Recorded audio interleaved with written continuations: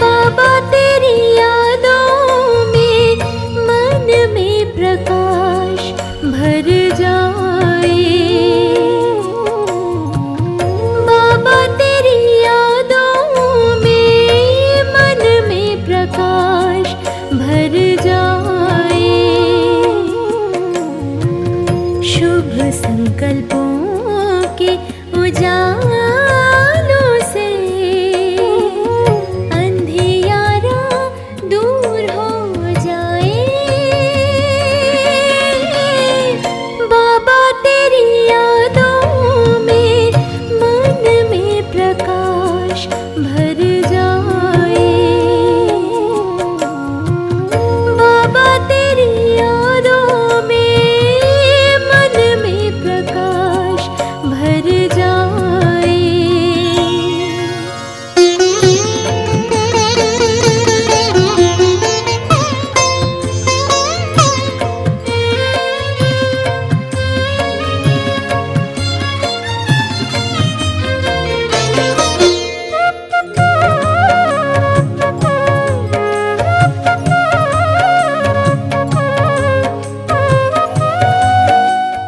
शांति।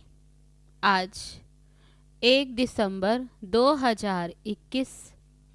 बाबा कहते, मीठे बच्चे, क्रोध भी बहुत बड़ा कांटा है। इससे बहुतों को दुख मिलता है।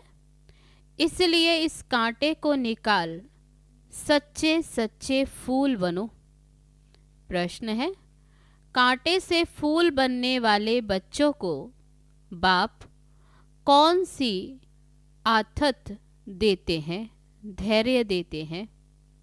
उत्तर है, बच्चे, अभी तक कांटे से फूल बनने में जो माया विघन डालती, ये विघन एक दिन खत्म हो जाएंगे।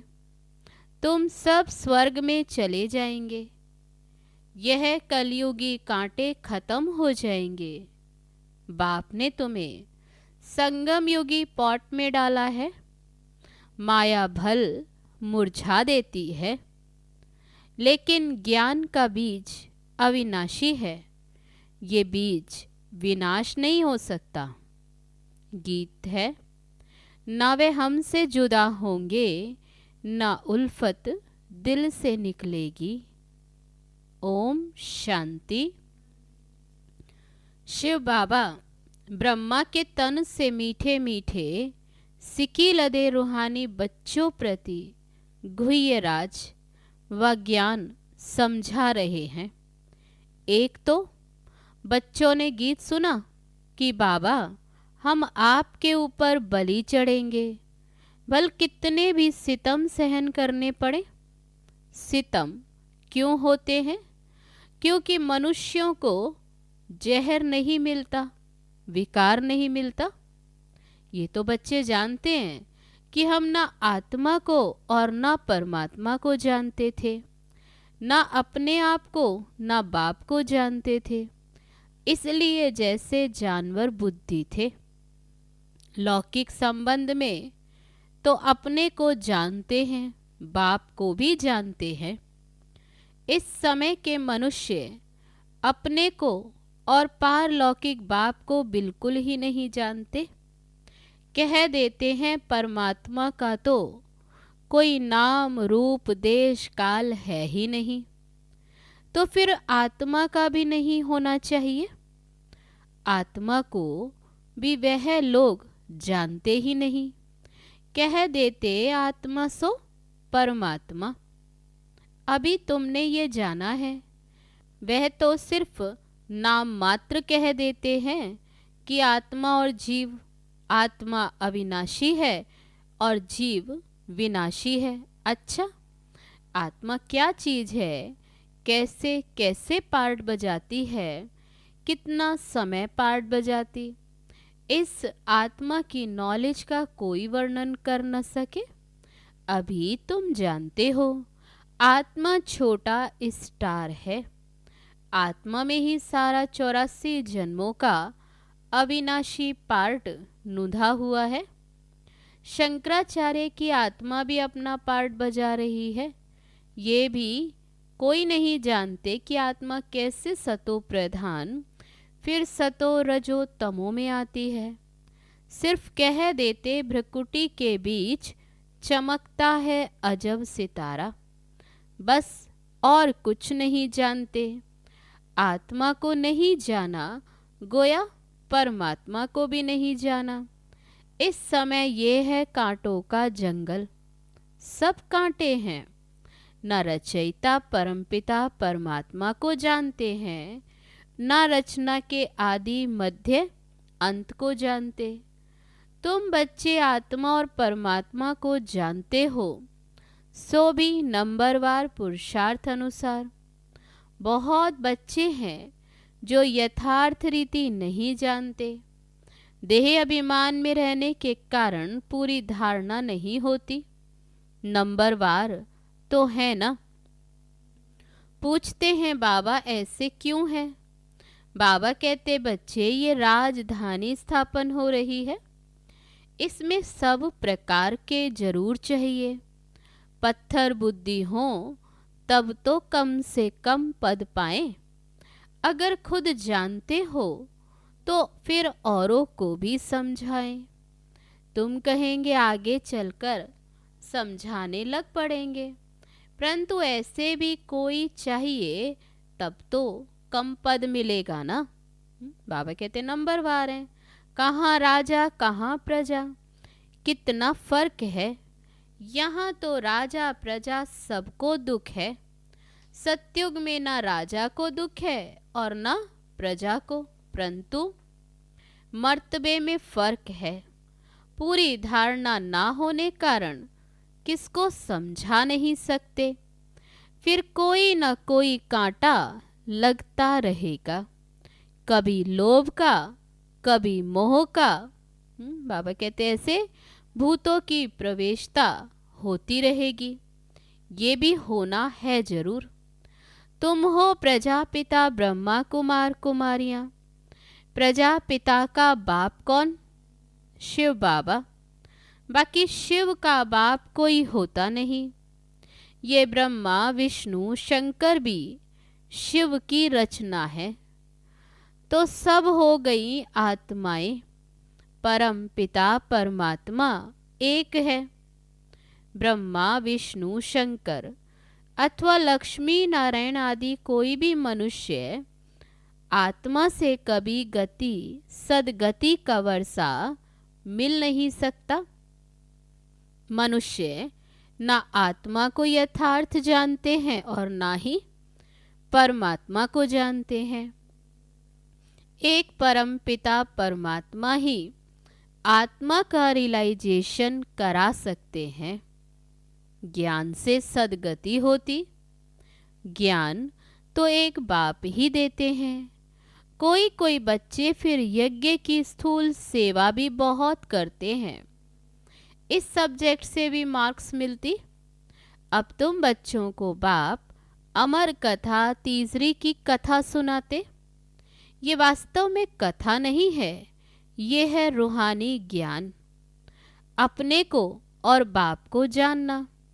वह तो कह देते जैसे पानी में बुदबुदा निकलता फिर समा जाता। पानी से बुलबुला निकला उसमें ही समा जाता। तो ऐसे कहते कि हम भी ब्रह्म से पैदा हो, पार्ट बजाए, फिर ब्रह्म में लीन हो जाते या ब्रह्म ही बन जाते हैं। और कोई रचना और रचता का ज्ञान है ही नहीं। ज्ञान तो बाप ही आकर समझाते। इनका नाम है शिव। फिर उनको कोई रुद्र भी कहते, कोई पाप कटेश्वर भी कहते। अनेक नाम रख पूजा की सामग्री बढ़ा दी। जो जो परमात्मा ने कर्तव्य किया उस पर भिन्न भिन्न नाम रख बहुत मंदिर बना दिए। अब बाप कहते ये है कांटों की दुनिया, विषय सागर। ये भी सबसे लिखवाया जाता है कि ईश्वर सर्वव्यापी नहीं है। बाप तो आकर भारत को स्वर्ग बनाते हैं तो सारी दुनिया स्वर्ग बन जाती है। ये भी किसकी भी बुद्धि में नहीं आता। ये शास्त्र सब हैं भक्ति के। बाकी हर एक को अपने अपने काम का ज्ञान है। कारपेंटर को बाबा कहते उसे अपने कारपेंटर का ज्ञान है, बाड़े का। डॉक्टर को डॉक्टरी का ज्ञान है। ये है रूहानी ज्ञान जो तो एक परमात्मा ही आकर देते हैं। मनुष्यों को तो ये पता ही नहीं कि परमात्मा किसको कहा जाता। गीता में श्री कृष्ण का नाम डाल दिया। मुख्य बात ही ये है। माई बाप को खंडन कर दिया तो बाकी सब शास्त्र झूठे हो गए। तो बाबा कहते गीता जो सर्वशास्त्रों में शिरोमणि, उसे ही झूठा कर दिया, खंडन कर दिया तो सब शास्त्र झूठे। झूठे पत्थरों की भी खानियाँ होती हैं। ये भी जैसे झूठे पत्थर हैं। पारस बुद्धि वाले रहते हैं पारसपुरी सतयुग में। बाबा कहते ये दुनिया है झूठी, ये तो नर्क है। बुलाते भी हैं हे पतित पावन आओ, तो जरूर पतित हैं। नर्क और स्वर्ग दोनों भारत में ही हैं। कोई मरते हैं तो कहते स्वर्ग पधारा। ये बुद्धि में नहीं आता कि स्वर्ग तो सतयुग को कहा जाता। परमात्मा स्वर्ग की स्थापना करते हैं, ना कि नर्क की। रावण राज्य कब से शुरू होता ये भी किसी को पता नहीं। भल शास्त्र बहुत पढ़ते हैं, ब्रह्मचर्य में भी रहते, परंतु पैदा तो विकारों से ही होते हैं ना। साधु सन्यासी भी साधना करते हैं, बाप से मुक्ति मांगते हैं, क्योंकि ये छीछी दुनिया में रहने नहीं चाहते।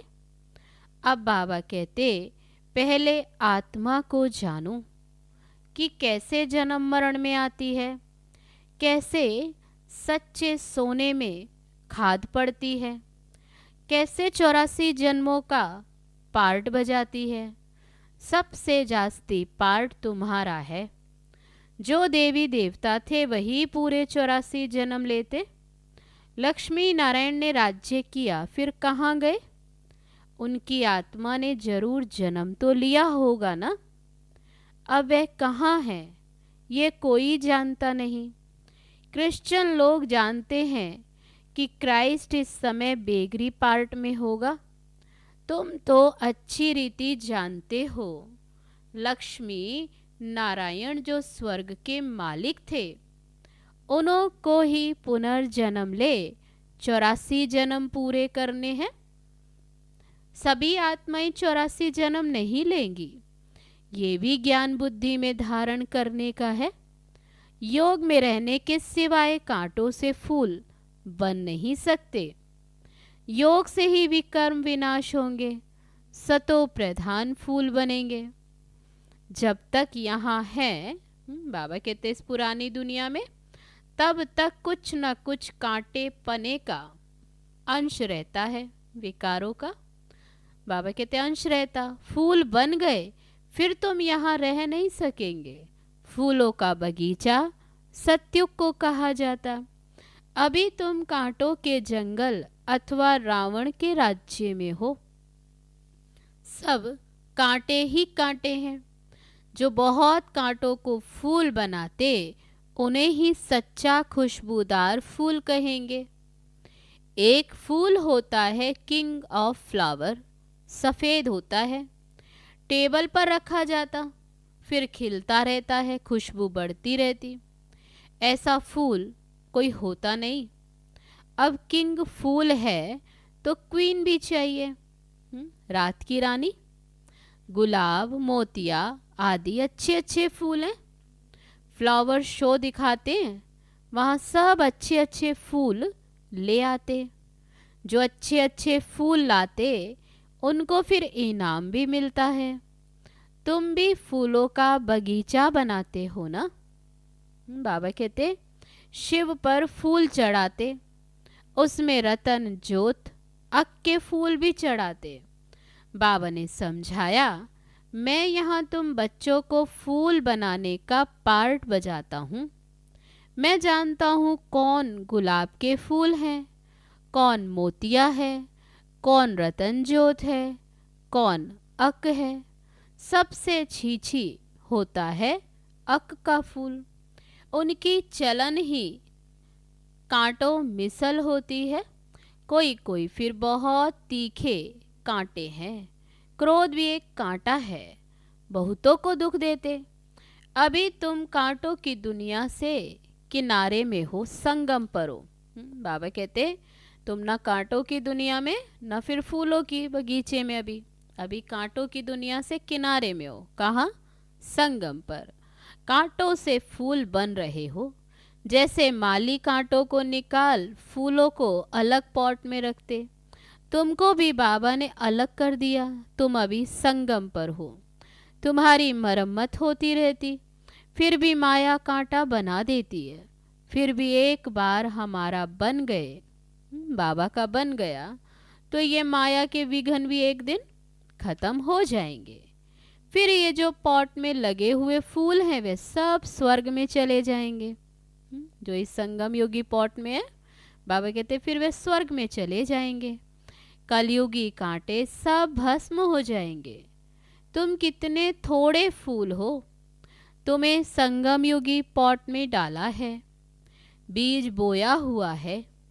माया का तूफान लगता है तो मुरझा जाते। फिर भी अविनाशी ज्ञान का बीज एक बार डाला है तो बाबा कहते विनाश नहीं होता। बाबा बैठ बच्चों को समझाते हैं। तुम बच्चों को बहुत बहुत निडर बनना है। बाबा कहते हैं कि ये तो लिख दो कि हर 5000 वर्ष के बाद ये मेला प्रदर्शनी इस संगम पर दिखाने आए हैं। हर 5000 वर्ष में ये तो लिखना है कि ये लड़ाई 5000 वर्ष के बाद लगती है।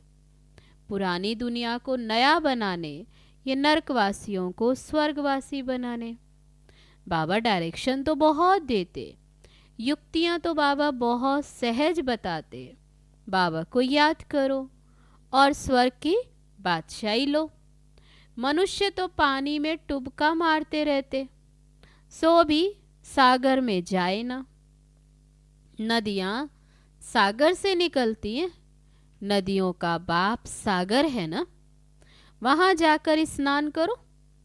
तो बाबा कहते सागर में स्नान करो, परंतु वह तो खारा है, इसलिए मीठी नदियों में स्नान करते। अभी तुम हो ज्ञान सागर के बच्चे। ज्ञान सागर पतित पावन बाप है, तुम उनके बच्चे। जो जितनी सर्विस करेंगे तो समझा जाएगा ये अच्छा फूल है। प्रदर्शनी में भी घड़ी घड़ी अच्छे फूलों को बुलाते हैं। समझते हैं फलाने हमसे होशियार हैं, परंतु होशियार का बाबा कहते फिर रिगार्ड भी रखना चाहिए। बाबा हमेशा समझाते कभी क्रोध नहीं करो, प्यार से समझाओ। क्रोध कोई करता है तो बाबा समझते हैं कि इनमें कड़ा भूत है। माँ बाप पर भी क्रोध करने में देरी नहीं करते हैं और ही दुर्गति को पालेंगे। गरीब निवास बाप कब गरीबों पर क्रोध करेंगे क्या? गरीब निवास बाबा आया ही है गरीबों को साहूकार बनाने। यह जो पदम पति हैं दूसरे जन्म में नौकर चाकर बनेंगे। गरीब जो अच्छी रीति पढ़ेंगे वह जाकर राजा रानी बनेंगे। ऐसे भी सेंटर्स पर आते जो ईश्वरीय सेवा में कुछ नहीं देते। उनको पता ही नहीं कि थोड़ा भी बीज बोने से हमारा भविष्य कितना ऊंचा बनेगा। सुदामा का मिसाल है ना। ईश्वर अर्थ दान करते, समझते हैं दूसरे जन्म में फल मिलेगा। बाबा लिख देते, बच्चे तुमको एक ईंट के बदले वहाँ महल मिल जाएंगे। यहाँ कौड़ियाँ देते हो, वहाँ हीरे बन जाते। इसलिए चावल मुट्ठी का गायन है। तो बाबा कहते संगम पर थोड़ा भी ईश्वर अर्थ लगाते, उसके बदले में कितना मिलता। गुरु नानक के टिकाड़े में जाते, कुछ ना कुछ रखते जरूर हैं, परंतु यहाँ तो बाप दाता है ना। अच्छा, मीठे मीठे सिकी लदे बच्चों प्रति मात पिता बाप दादा का याद प्यार और गुड मॉर्निंग। रूहानी बाप की रूहानी बच्चों को नमस्ते। हम रूहानी बच्चों की रूहानी बाप दादा को नमस्ते नमस्ते। ओम शांति। अब है धारणा के लिए मुख्य सार। पहली पॉइंट, बहुत बहुत निडर बन कांटों को फूल बनाने की सेवा करनी है। सब में अविनाशी बीज बोते रहना है। दूसरी पॉइंट, क्रोध का बहुत बड़ा कांटा है, उसे छोड़ बहुत बहुत प्यारा बनना है। प्यार से सर्विस करनी है, सर्विसेबल का रिगार्ड रखना है। अब है आज का वरदान। सर्व के गुण देखने व संतुष्ट करने की उत्कंठा द्वारा सदा एक रस उत्साह में रहने वाले गुण मूर्त भव। सदा एक रस उमंग उत्साह में रहने के लिए जो भी संबंध में आते हैं उन्हें संतुष्ट करने की उत्कंठा हो। जिसको भी देखो उससे हर समय गुण उठाते रहो। सर्व के गुणों का बल मिलने से उत्साह सदा काल के लिए रहेगा।